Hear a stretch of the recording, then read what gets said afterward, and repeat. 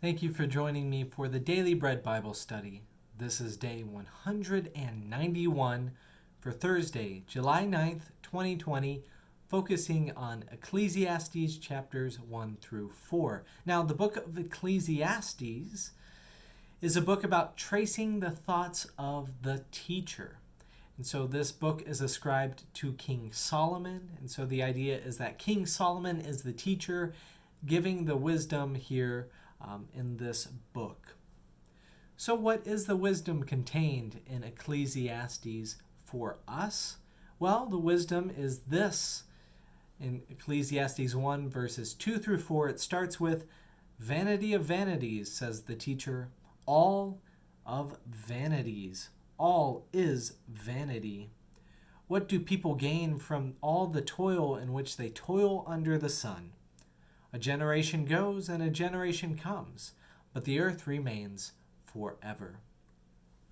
And so we see this idea that there is a sense of futility with what we do and our actions that we take here in our lives. So this is, very difficult coming from somebody as King Solomon, who had all the wealth, power, and resources, the height of the kingdom of Israel, and being able to celebrate all the plenty that he had. But even this, all of this in the narrative of him as the teacher is folly. It is vanity. It continues in verse 9 through 10. "What has been done is what will be done, and what has been done is what will be done. There is nothing new under the sun. Is there a thing of which it is said, 'See, this is new'? It has already been in the ages before us." So I think this is, a common sentiment too. We have the phrase, "it's been done before" in English. The idea that, we just cycle back and repeat the same cycles that we have as humans. And even when we slap a new coat of paint on something, that it in fact is just the same version of what has been done before.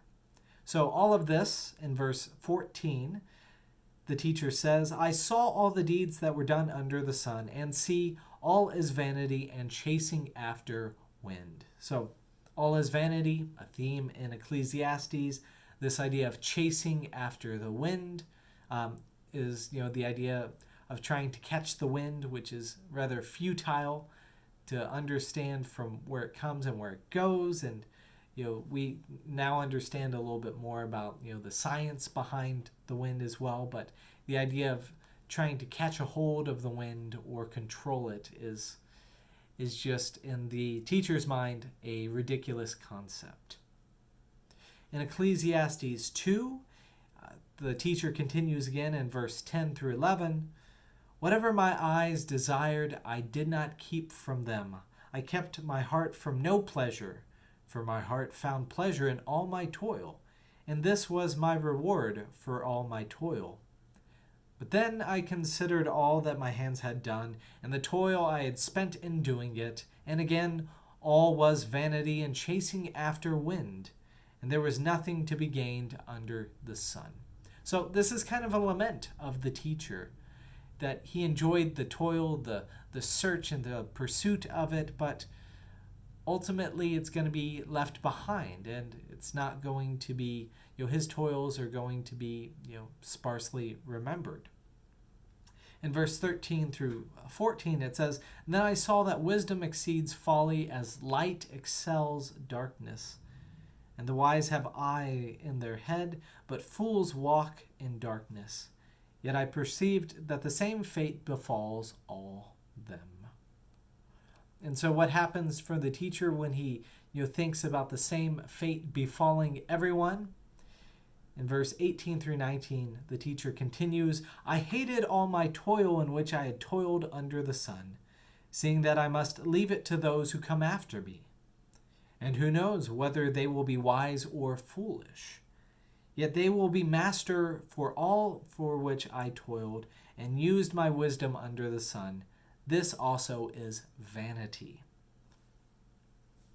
So, the master is in sense the teacher is in some sense kind of frustrated that all of this effort, this wisdom, this intellect, that the fools experience the same fate in death and returning to the dust, and that the people after him may not appreciate his wisdom or learn from it, and might squander away all the work that he has done. This is in fact the case that happens as the fighting between Israel and the tribe of Judah leads to the split.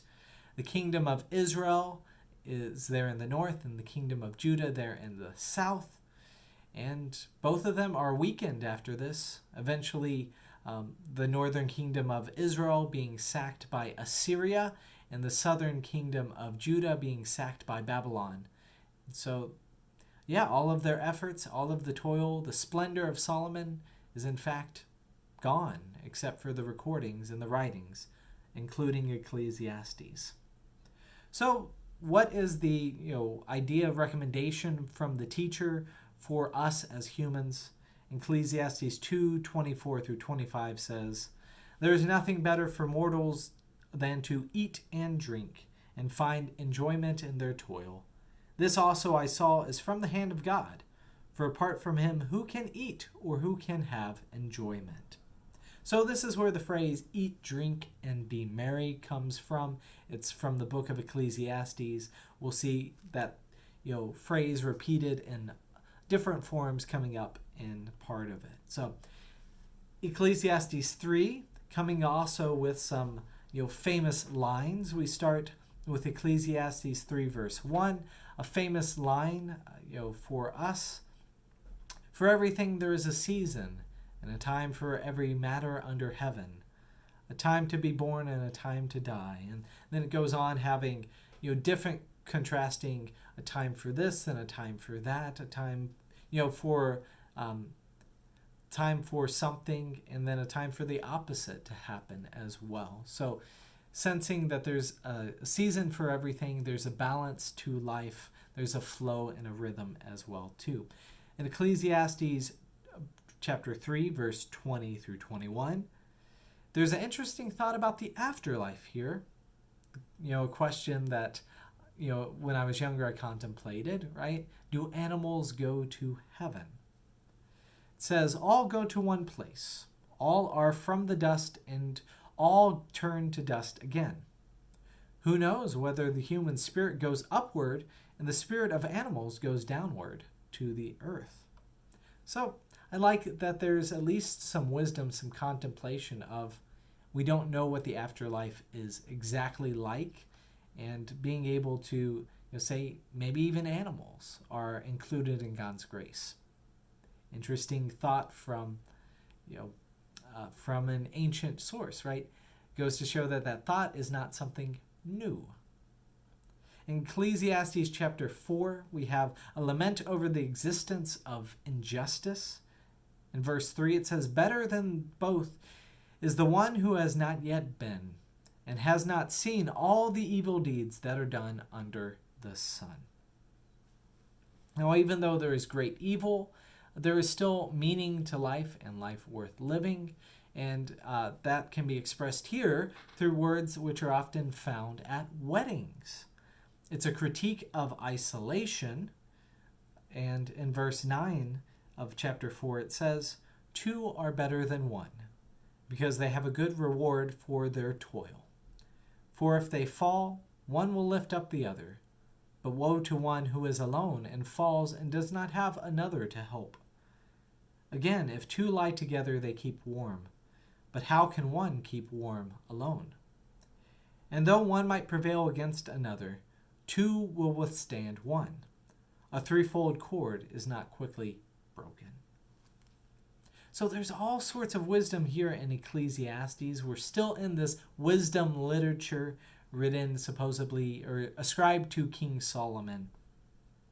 And so we have these ideas from the teacher for us. So may you be encouraged knowing that any endeavor, even reading the Bible, is best not to do alone. It's best to do in community, which is why I've created this Daily Bread Bible study for us. So may you be encouraged and nurtured. Know that you are not alone in this journey of faith. Know that God is with you, and that I'd love to reach out and connect with you. So have a wonderful day. God bless you. Take care.